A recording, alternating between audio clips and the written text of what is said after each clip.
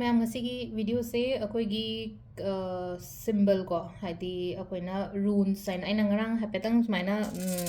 reels macha ma khak sem mane ko sum keno taw si se runes se dum akoi na read taw ba ko tarot card ki dumaina ado ayam ka hena di sem de runes ki reading se ko ado sigi symbol se akoi na season na ba yai ko haidi kamaina se na do no na hang ko yai ko adu ge na ngasi je video ina sem again ko symbol mayam se loina mak magi meaning lay ko magi sina bagi kana ba loina mak lay ado runes ka numbers ka combinations tawraga aina khara shem mane ko sija sia petang ying mina se ko haidi ai gi needs to ai gi darkar du gi matung ina sina biyo suppose ai exam tha gadam ne har se exam ge sino ba relationship pate har relationship ki irakpan number plus adu da runes ki yauri ba symbol do ye ga adu mai dor sina biba ai gi aning ba apam ba male na khala se ko adu gi matung ina paisa ge har se ko paisa ge mai na loina mak suna ba de aina hana sem do thamme ko adu ha petang screenshot su lobiro adu ga yek pa gi mong so ha petang ta la ge ko mai ni ye kadam no khot ka no khot ka no ha ba ko quite first da ko ko gi wish fulfillment ge har sine ko wish fulfillment ge number se no 1176 ko ni angang gi exam sa pa ko pa dum I na ko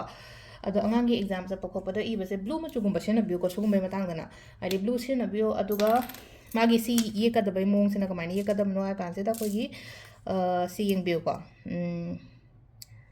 cham cham ba circle ma ye ase bas mai na aduga side side ti da mari sumaina kon gi doiba ko hadi number si irani na ko che da sumaina ira ga loi thambiyo ko dum hadi ai se si thammi ma'am se diary am dum hapa ga dum thamme ba dum bag ta hapa jo ka shukai di ko purse ta kai da pulo hapta la su ko shukai de ai gi upu da thamma shu ya de upu da thamma shu ya ina traga ai gi diary da kai da thamma shu ya ko 1176 lai re ko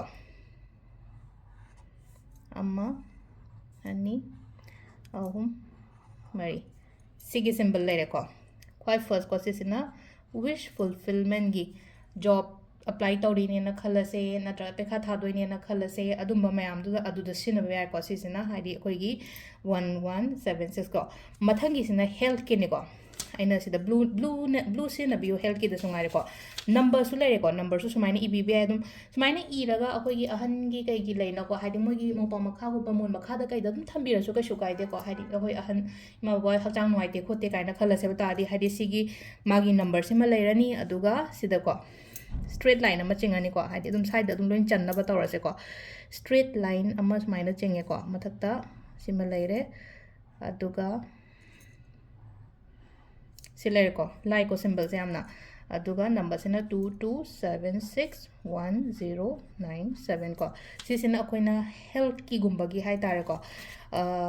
anaba sum hajang mai tabo ko tabo gumba le raga di adu sina bi be ko adu si masu health ki ni ko health ki sina mo hai de ko gi sum leina ko akoigi health haraga hadi anaba di natraga hadi yamna akoigi kane skin da kai da problems kumba lei na khala se ba hadi sensitive oi ba potta yamna kano to gon ba do hadi lok thung ba har se ngatan pepa hadi minor oi ba dum ba yamna nagan ba ko gon moi ta di si ma ju sina bi ko chapma na ba symbol di chapma na re aduga magi number sina tongan ba mo number sina 1814321 ko similar re ko sina koi gi keno gi legre ko health ki legre wish fulfillment gi legre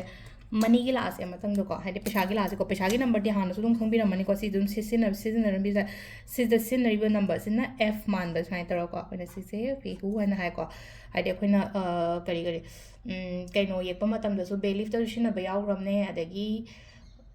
check symbol do su yam sina ne ko sigi symbol se khoina hana video yeng ba ngai di khang ne do number na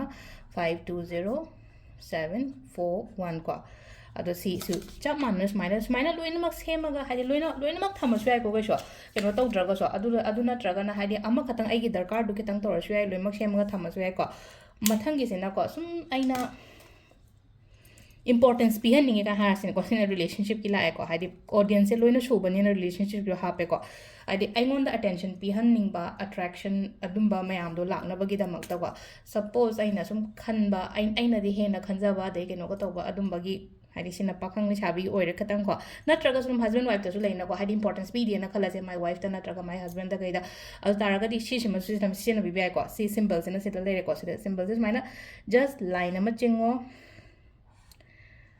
cross ama le ko hadi line se jinga cross le re aduga sida mathak ta samjana lo re ko aduga keno sina number sina 986115 ꯁꯤꯁꯤꯅ ꯍꯥꯏꯗꯤ ꯑꯩꯈꯣꯏꯒꯤ ꯑꯦꯇ꯭ꯔꯦꯛꯁꯟꯒꯤ ꯀꯩꯒꯤ ꯑꯗꯨꯃꯥꯏꯅ ꯇꯧꯔꯒ highlight ꯀꯣ ꯑꯗꯨꯝꯕ ꯂꯩꯔꯦꯀꯣ ꯁꯤꯁꯤꯅ ꯍꯥꯏꯗꯤ ꯑꯩꯈꯣꯏꯅ ꯁꯤꯒꯤ ꯅꯝꯕꯔ ꯑꯗꯒꯤ ꯅꯝꯕꯔꯁꯨ ꯁꯤꯖꯤꯟꯅꯕ ꯌꯥꯏꯀꯣ ꯆꯞ ꯃꯥꯟꯅꯩꯀꯣ ꯁꯤꯝꯕꯜꯗꯤ ꯆꯞ ꯃꯥꯟꯅꯩ ꯅꯝꯕꯔꯁꯤꯅ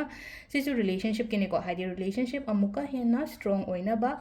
ꯑꯗꯨꯒ ꯑꯃꯅ ꯑꯃꯕꯨꯀꯣ ꯍꯥꯏꯗꯤ ꯂꯚ ꯑꯦꯟ ꯔꯦꯁꯄꯦꯛꯀꯨꯝꯕ ꯐꯖꯅ ꯄꯤꯅꯅꯕꯒꯤꯗꯃꯛꯇꯅꯤꯀꯣ ꯁꯤꯅ ꯅꯝꯕꯔ ꯈꯇꯪ ꯁꯥꯡꯉꯦꯀꯣ ꯅꯝꯕꯔꯁꯦ ꯁꯨꯃꯥꯏꯅ ꯁꯤꯗ ꯂꯩꯀꯣ 888-41212-89018 ꯀꯣ